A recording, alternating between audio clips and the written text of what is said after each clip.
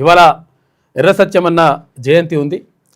పోరాటమే ప్రాణంగా ప్రజలే కుటుంబంగా భావించి జీవితాన్ని అంకితం చేసిన యోధుడు ఎర్ర సత్యమన్న. నిజంగా కూడా మహబూబ్నగర్ జిల్లాలో, ఉమ్మడి మహబూబ్నగర్ జిల్లాలో ఆ నాయకుడు తిరుగులేని నాయకుడిగా, మొత్తం కూడా ప్రజల అభిమానాన్ని చూరగొన్నటువంటి నాయకునిగా ఉన్నాడు. ఓర్వలేక కొంతమంది కుట్ర చేసి ఆయనని చంపిపించిండ్రు. బీసీ బిడ్డగా నిజంగా కూడా అసలు యాక్చువల్గా దమ్మున్న నాయకునిగా ఉండే ఎర్ర సత్యమన్న. ఆయన జయంతి సందర్భంగా శతకోటి నివాళులు అర్పిస్తూ ఉన్నారు. తీన్మన్మల్ల టీం కానీ, తర్వాత తెలంగాణ రాజ్యాధికార పార్టీ నుంచి కానీ ఇది జరుగుతూ ఉంది. ఎర్ర సత్యమన్న గురించి తీన్మన్మల్లన్న గతంలో మాట్లాడిండు.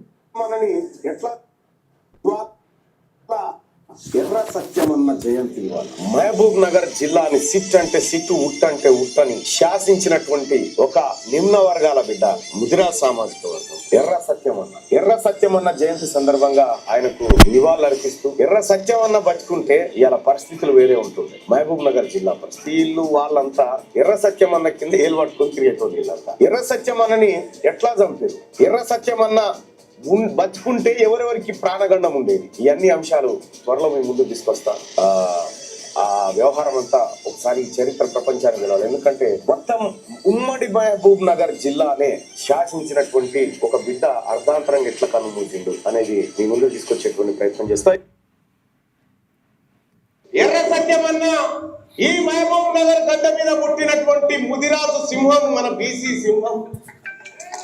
ఆ సింహాన్ని ప్రత్యక్షంగా ఎదుర్కోలేక దొంగసాటున దొడ్డిదారిన కాల్చి చంపినటువంటి దుర్మార్గులు ఎవరయ్యా?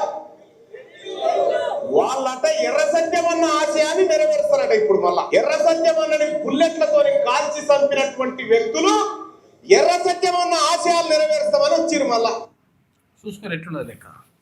ఇక్కడ ఎర్ర సత్యమన్న ఆశయాలు లేక నెరవేరుస్తామని చెప్తారు, అక్కడ బెల్లి లలితక్క ఆశయాలు నెరవేరుస్తామంటారు, లేకపోతే సాంబశివుడు ఇట్లా రకరకాలుగా ఆశయాలు నెరవేరుస్తామంటారు.